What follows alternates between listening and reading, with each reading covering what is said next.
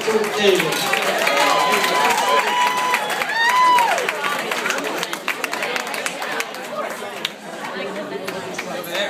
How y'all doing tonight? Cinnamon up For in those that don't know me, I am Bill's older brother, Dave O'Sullivan.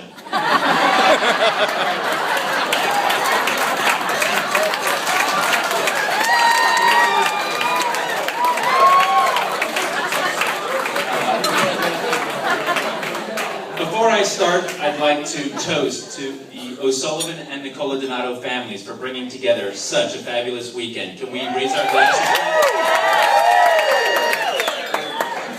Salud. A drink. So, tradition would dictate that now would be the perfect time to bring up a very embarrassing story about Bill's childhood in front of all of his family and friends, on the grandest stage of all. Fortunately, I'm above that. So I'm not going to tell you about the time when we were living in California.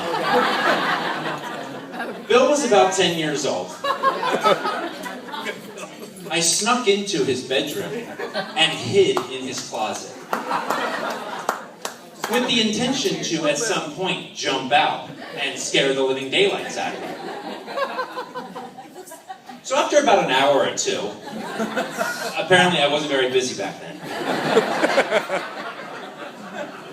he finally comes in, but before I can act, he locks the door, strips down to his underwear, his tighty whities, and I'm paralyzed with fear, frozen. I'm not sure what's going to happen next. True story. Before I realize it, he turns the radio on, and out comes blaring Madonna's Like a Virgin. Oh my God.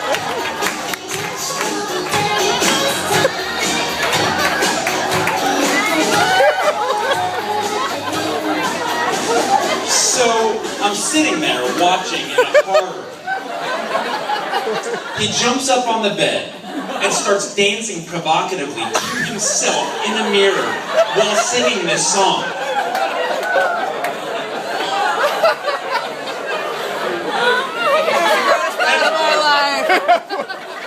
Keep in mind, this performance is complete with crotch-grabbing, hip thrusts, and everything. He's fully committed. I'm sitting there, and I eventually pop out, and I surprise him. I have to end. Uncle, I end it all.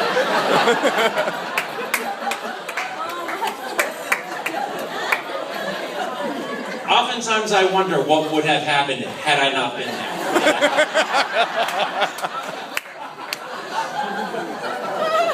That could possibly be embarrassing if I were to bring that up tonight, so I won't.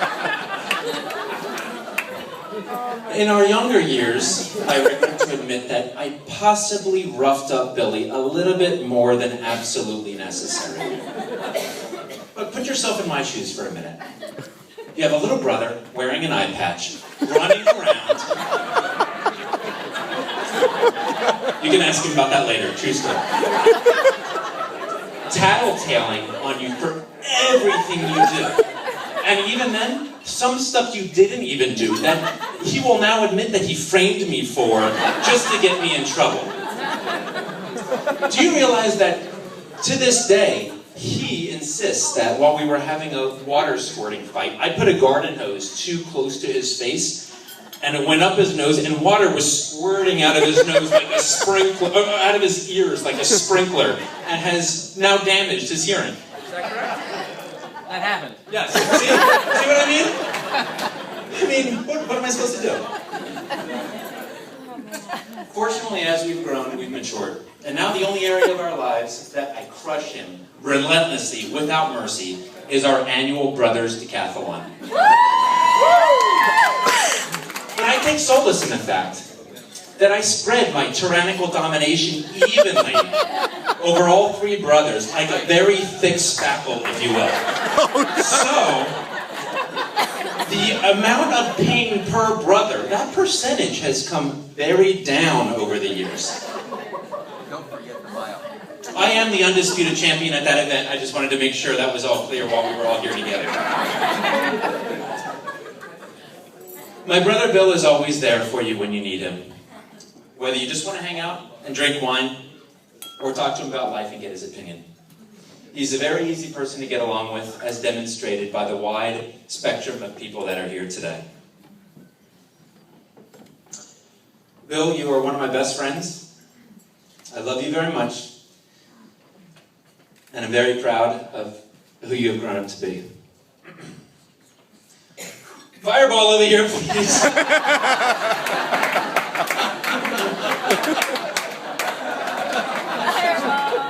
In March of 2008, it was about 3 weeks before my rehearsal dinner, and Bill called me up and said, "Hey Dave, would you mind if I brought a date with me to your wedding?"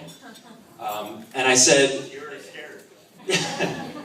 And I said, "Bill, is this someone serious? Is this a fling? It's kind of a big deal." And he said, "Yes, I really want to bring this girl with me." So I said, "Okay." So my family and I met Kelly mostly for the first time at my rehearsal dinner. And we fell in love with her as fast as Bill did. Kelly, I couldn't ask for a kinder, sweeter, more genuine, more stabilizing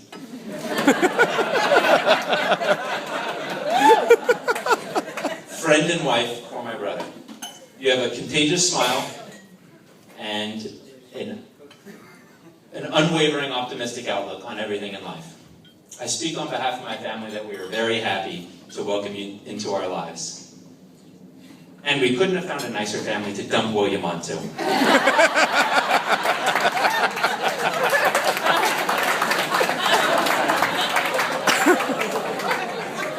I wanted to leave you all on a serious note.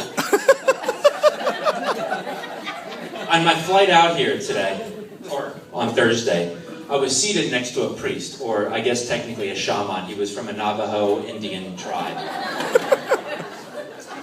After striking up a conversation with this holy man, I mentioned that I was flying out to see my brother getting married. I showed him a picture of Kelly and Bill on their website, BillONKelly.org.lane, whatever it was. And after looking at the photo, he bows his head and meditates for a moment.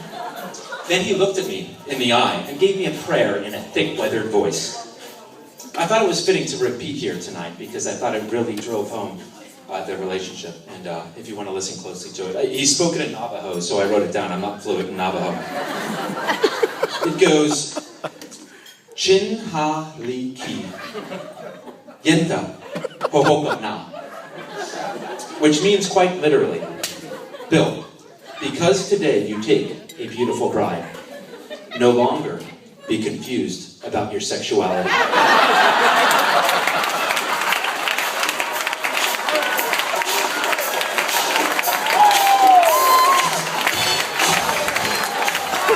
Raise your glasses, everybody.